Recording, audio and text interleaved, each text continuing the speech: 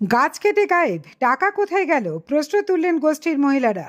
সরকারি গাছ কারা কাটলো জানেই না প্রধান, তরজা শাসক বিরোধী।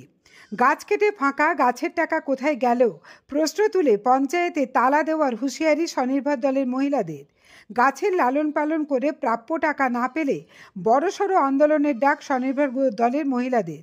গাছ কেটেছে কারা জানা নেই পঞ্চায়েতের, অনুমতি না নিয়ে কারা গাছ কাটলো প্রধানের কাছে তাও অজানা।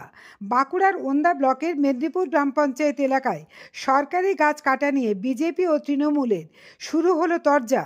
উঠে এলো গাছ নিয়ে মোটা টাকার দুর্নীতির গন্ধ। বিজেপির কটাক্ষ, তৃণমূলের লোকজন গাছ চুরি করেছে অভিযোগ অস্বীকার করে তৃণমূলের দাবি তদন্ত হবে, যেই হোক সে ছাড়া পাবে না।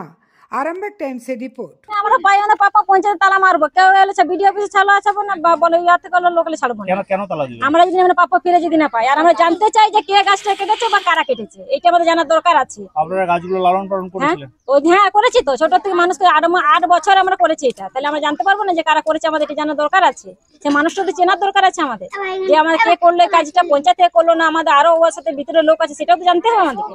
আমাদের আর কিছু জানার দরকার না, আমাদের প্রাপ্য আমাদের চাই। কি মনে হয় পঞ্চায়েত আছে? হ্যাঁ নিশ্চয়ই আছে, পঞ্চায়েতে যদি গাছটা আমাদের লাগাতে পেরেছে নিশ্চয়ই পঞ্চায়েত আছে। আপনারা পঞ্চায়েতে গিয়েছিলেন? হ্যাঁ গেছিলাম। কি বলছে? আমাদের বলেছে আপনারা একটা দরখাস্ত দিয়ে জমা করুন, তারপর আমরা দেখছি। এটা কথা হলো কি, আমরা ওনাদের আমাদের জমা দিতে বলছে, আমাদের যেতে বলছে, পঞ্চায়েত দিতে বলছে, তারপর থানায় যেতে বলছে, তারপর হচ্ছে যে ইয়াতে যে বলে নয় যে ইয়া অফিসটা কি বলে ফরেস্টের অফিস যেতে বলছে, 3 জায়গায় জমা করতে বলছে। আপনারা টাকা না পেলে আন্দোলন করবেন? হ্যাঁ করবো, আন্দোলন করবো আমরা। আপনার নাম?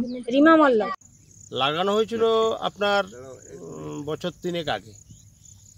তো যখন লাগানো হয়েছিল তখন আমরা শুনেছিলাম যে পঞ্চায়েতের 100 দিনের কাজের প্রকল্পে গ্রুপের থেকে লাগানো হয়েছিল এবং লাগিয়েছিল সেটা হরিণাবাজার গোষ্ঠী।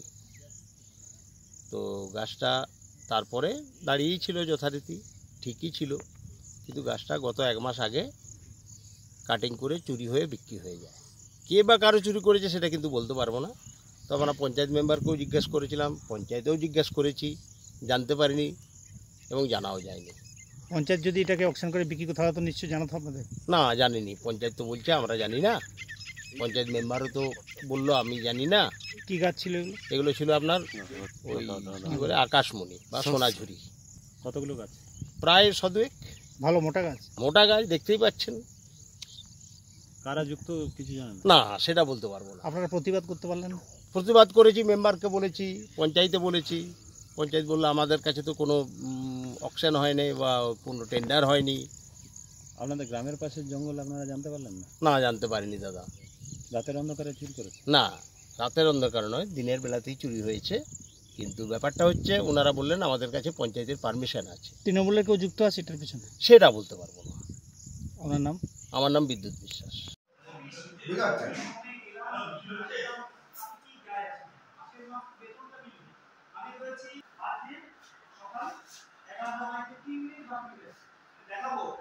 পঞ্চায়েতের মধ্যে পঞ্চায়েতের অবস্থা দেখুন, শুধুমাত্র এখানে দেখাবো এস্টাবলিশমেন্ট সেকশন।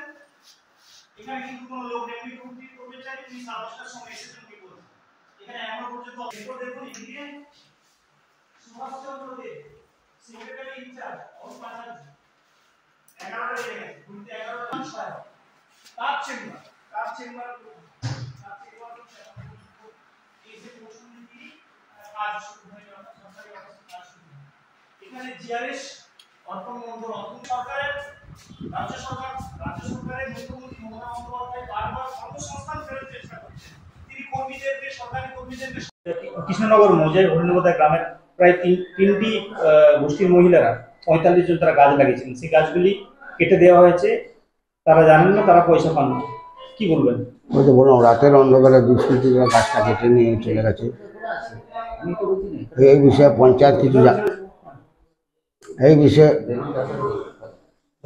এই বিষয়ে পঞ্চায়েত কিছু জানেনি। পঞ্চায়েত কোনো অনুমতি দেয়নি? হ্যাঁ, কোনো আদেশও দেয়নি, কোনো অনুমতিও দেয়নি, পঞ্চায়েত কোনো কিছুই দেয়নি।